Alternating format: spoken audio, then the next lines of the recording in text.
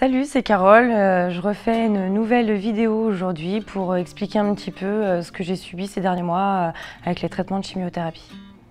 Quand je suis allée voir le centre qui me suit actuellement, j'étais face à mon chirurgien et mon oncologue. Je ne m'attendais pas à ce qu'on allait me dire. En fait, elle a sorti sa feuille et elle m'a regardée. Elle me dit voilà, on est là aujourd'hui pour discuter du protocole que vous allez avoir. Donc j'ai vu le mot chimiothérapie, ablation, radiothérapie, hormonothérapie sur 5 ans.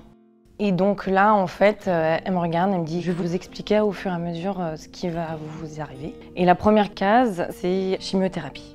Tout s'écroule. Donc là, je pleure et je lui dis « Mais en fait, vous êtes en train de m'annoncer que je vais mourir ?» Et là, elle me dit « Mais non, je suis en train de vous annoncer qu'on vous fait un traitement pour vous en sortir ». Donc là, forcément, je pense à la chute des cheveux, les sourcils, un état de fatigue. C'est un moment de panique, je regarde mon mari, je me mets à pleurer, je lui dis « Mais comment on va faire? Comment on va faire tous les deux? Comment on va faire pour les enfants ?» Moi, j'ai perdu la tête en fait. Donc là, tout le monde m'a stoppée en me disant « Vous soufflez un bon coup, vous nous écoutez maintenant. Vous dites la chimiothérapie, vous allez être bien suivis, on va s'en sortir. Tout ce qu'on vous explique, c'est qu'on va y arriver ensemble. » Alors j'ai commencé la chimiothérapie début juin avec une très grosse appréhension qu'on y va parce que effectivement, l'oncologue et le chirurgien nous expliquent qu'avec la chimiothérapie, il y aura des effets indésirables. Évidemment, ça se fait pas les doigts dans le nez. Malheureusement. Donc quand on est branché, c'est une étape qui est quand même très compliquée, donc j'ai accompagné mon mari.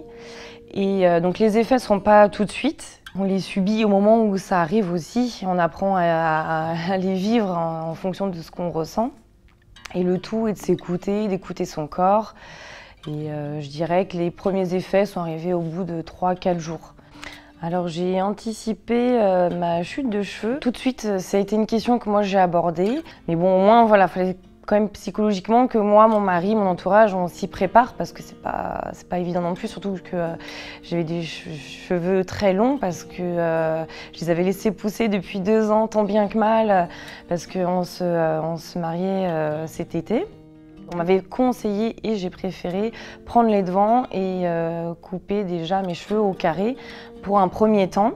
Et quand j'ai ressenti mes cheveux commencer à tomber avec des démangeaisons, que le bulbe tirait et que vraiment les cheveux tombaient par poignées, il était temps pour moi d'aller sur une seconde étape et qui était vraiment de raser la tête et faire une boule à zéro.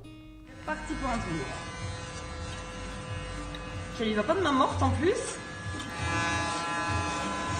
Allez. Et ben. C'est fait. J'ai changé un peu ma routine de soins au quotidien. Ma peau réagissait, en fait, elle était plutôt réactive.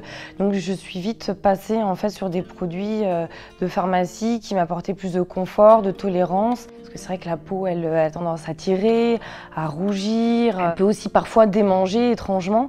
Et ça peut être sur le visage, le cuir chevelu, sur le corps. Et il est important, effectivement, d'utiliser des bons produits et adaptés à ma situation aussi. Ouais. Alors où j'en suis aujourd'hui, donc je suis à mi-parcours de la guerre. La chimiothérapie c'est fini, donc j'ai eu un gros coup de mou à la dernière.